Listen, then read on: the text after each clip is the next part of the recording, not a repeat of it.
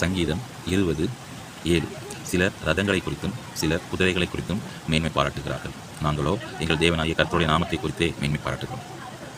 சிலர் அவங்களுடைய வாழ்க்கையில் அவங்க பெற்றுக்கொண்ட ஆசீர்வாதங்களை குறித்து மேன்மை பாராட்டுவாங்க. சில பேர் அவங்களுடைய வாழ்க்கையில் அவங்களுடைய செல்வ பெருக்கை பார்த்து மேன்மை பாராட்டுவாங்க. சில பேர் அவங்களுடைய வாழ்க்கையில் அதிகாரத்தை குறித்து ராணியை குறித்து மேன்மை பாராட்டுவாங்க.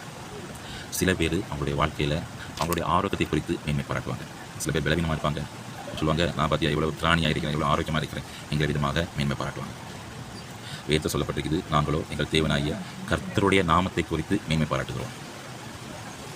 ஒன்றிலங்க மேன்மைக்கு முன்பானது தாழ்மை என்கிற விதமாக சொல்லப்பட்டிருக்குது. தாழ்மை உள்ள இதயத்தோடு இருக்கும் பட்சத்தில் மேன்மையான காரியங்கள் நம்முடைய வாழ்க்கையில் நடக்கும். மேன்மையான எண்ணங்கள் அழிவுக்கு நேராக நம்மளை நடத்தி கொண்டு போய்விடும்.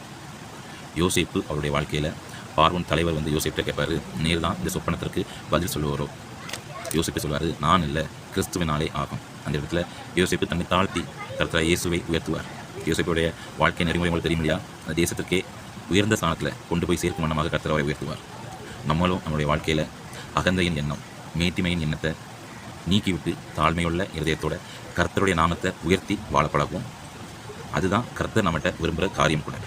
நம்மை தாழ்த்துவோம், கர்த்தர் நம்மளை உயர்த்துவார். God bless. ஆமென்.